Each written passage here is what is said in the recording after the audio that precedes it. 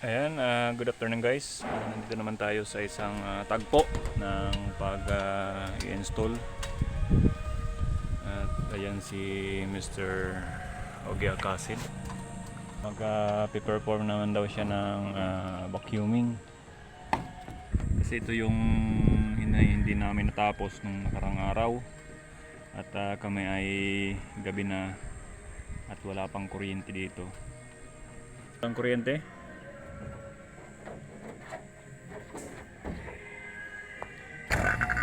Yan, umandar na daw yung vacuum. Yan, itigil mo muna kasi may nakita akong mali para sa'yo. Tigil mo.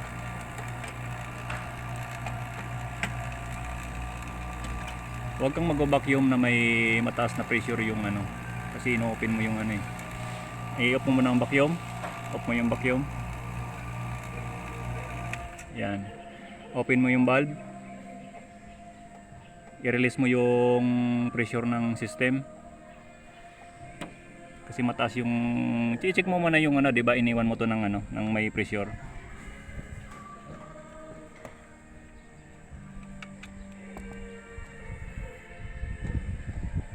Okay na yung ang ano, pressure gauge. Titingnan natin ang ano, pressure kung ilan. Ha? Tingnan. I-open mo yung ano, yung pito. I-open mo. Ilan? Akin na. Sabi mo wala ng pressure. Ayusin mo ang ano, ayusin mo yung paggaano ng pito kasi iniangatan natin yung ano, yung pito. Huwag kang pihit ng pihit. Titingnan mo yung ano, yung pagpihit mo ng isa, dalawa, tatlo, pag magano na siya, magpitik na siya, yun makikita mo yun. Akin na yung ano. 100. Release mo konti. Kung tama yung ano. Di ba wala kang nakitang ano? Vacuum na naman ulit ay ano. Meaning yung pito mo hindi pa nakabaon.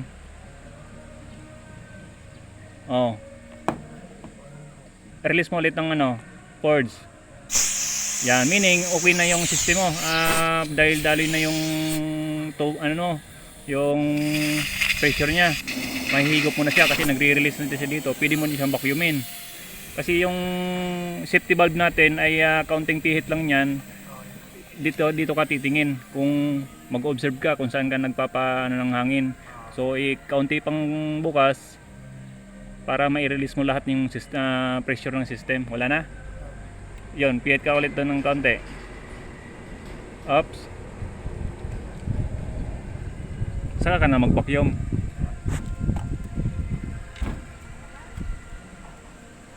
Masisira yung vacuum mo pag may pressure yung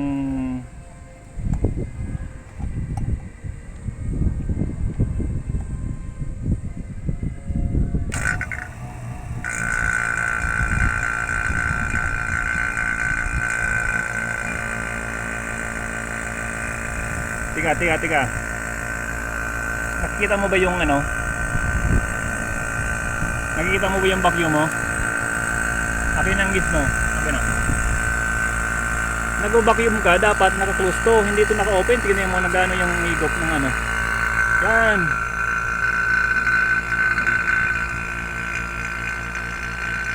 Yan ang proper vacuum. Akin na. Baba mo pre. Para maituro ko sa iyo yung tamang procedure ng vacuuming. Ito dapat naka-close yan kung isang gauge ang gagamitin mo. Kung dalawang port, dalawang ano, low side and high side, dapat naka-open itong dalawa. Means ito dito ka nagba-vacuum sa system na to.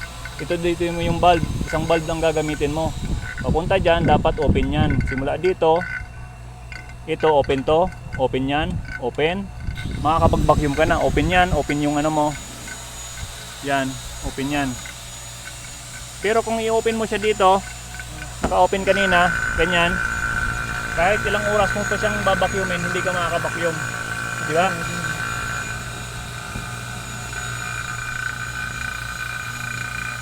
Okay. Yan.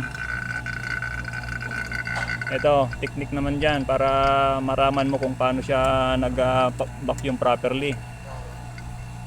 Yung system mo, yung valve open, dito open, ito kinlos ko muna para alam mo kung wala nang nahigop na ano. I-open mo to. Yan. O, di ba iba ang tunog ng vacuuming, ang vacuum pump? O, yan ka mag-observe. O, tapos, may oras yan. Ilang minutes yan? Ha? Ilang minutes? 25 minutes, okay na yan. Pero pag 30 minutes, mas okay. Pero mayroong mayroong time naman para sa vacuuming. 15 minutes, meron din. Depende sa requirements ng system, air conditioning. So ngayon, anong natutunan mo? Alay, wala na ray. Oo, yan. Dapat tandaan mo na yan. Kasi hindi ko na yan uulitin sa'yo pag gawa mo yan. Buka lang pala ako ng brain. Ha? Tapos yan ng video para makikita natin yung nai-share ko rin yung aking kakayahan at kaalaman about sa ating trabaho dito. Para next time kung siya man ay magtrabaho ng mag-isa na hindi ako kasama, alam niya rin. Kasi alam kong may mga alam ako na hindi niya pa alam. Tama, okay? Okay. So yung mga alam ko na dapat niyang malaman ay ibinibahagi ko para sa ating trabaho.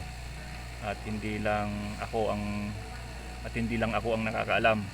Kasi ako nag-discover pa, nag-aaral pa rin about dito sa air conditioning, na mapalawak pa natin ang ating kaalaman at hindi lang sa pangsarili kundi sa pangkalahatan na mapupuntahan mo sa mga pupuntahan mong trabaho, maibabahagi mo sa kasamahan mo at sa iba pang aspeto ng ganitong trabaho.